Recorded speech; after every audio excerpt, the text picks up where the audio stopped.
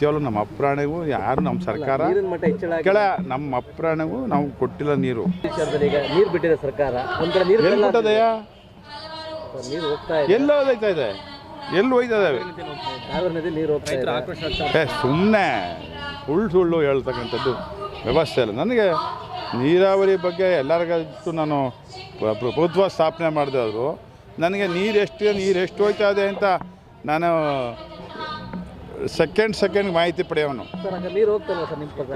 ಕೇಳಿ, ನಾವು ನೀರು ಕೊಡಬೇಕು ಅಂತಂದರೆ ನೀರು 5,000ಕ್ಕಿಂತ ಹೆಚ್ಚು ನೀರು ನಾವು ಕೊಡಲೇಬೇಕು. ನದಿಗೆ ನಾವು 5,000ಕ್ಕಿಂತ ಹೆಚ್ಚು ನದಿ ಬಿಟ್ಟಾಗ ಮಾತ್ರ ನೀರು ಮುಂದಕ್ಕೆ ಹೋಗಿ ಸಾಧ್ಯ. ನಮ್ಮಲ್ಲಿ ಈ ಕೊಟ್ಟಿರ್ತಕ್ಕಂಥದ್ದು ಎಷ್ಟು ನಾಲೆಗಳು, ಅಣೆಕಟ್ಟು ನಾಲೆಗಳು ಎಷ್ಟು ಬರ್ತದೆ? ವಿರ್ಜಾ, CDS, RBLL, ದೇವರಾಯ, LBLL, ಅಲ್ಲಿಂದ ನಮ್ಮ ರಾಜಪರಮೇಶ್ವರಿ, ರಾಮಸ್ವಾಮಿ, ಮತ್ತು ಇಲ್ಲಿ ಸಣ್ಣ ಪುಟ್ಟ ಬಂಗಾರ ದೊಡ್ಡಿ, ಎಷ್ಟು ಅಣೆಕಟ್ಟು ಬರ್ತವೆ ನಮಗೆ ಕೆಳಗಡೆ. ಇಲ್ಲಿಂದ ಬರ್ತಕ್ಕಂಥ ಕೆಳಗಡೆ ಹೋಗ್ತಕ್ಕಂಥದ್ದಕ್ಕೆ. ಆಮೇಲೆ ಎಕ್ಸ್ಟೆನ್ಷನ್ನು, ಈಗ ಬನ್ನೂರು ಟ್ಯಾಂಕಿಂದ ಎಕ್ಸ್ಟೆನ್ಷನ್ನು ವರ್ಣಾಗ ನೀರು ಕೊಟ್ಟಿದ್ದೀವಿ. ಯಾರು ಕೊಟ್ಟಿದ್ದೀವಿ? ಅಂದರೆ ರಾತ್ರಿ ವೇಳೆ ಕದ್ದು ಮುಚ್ಚಿ ಬಿಡ್ತಿದ್ದಾರೆ. ಸತ್ಯವಲ್ಲ. ನಮ್ಮ ಅಪ್ರಾಣಿಗೂ ಯಾರು ನಮ್ಮ ಸರ್ಕಾರ ನಮ್ಮ ಅಪ್ರಾಣಿಗೂ ನಾವು ಕೊಟ್ಟಿಲ್ಲ ನೀರು. ಎಲ್ಲಿ ರಿಯಲೈಸ್ ಆಯ್ತಾ ಇದೆ ಅಂದರೆ ನಾವೇನು ನೀರು ಕೊಟ್ಟಿದ್ದೀವಿ, 1 ತಿಂಗಳಿಂದ ನಾವು ನೀರು ಕೊಟ್ಟಿದ್ದೀವಿ ಕುಡಿಯೋಕ್ಕೆ ಅಂತೇಳಿ.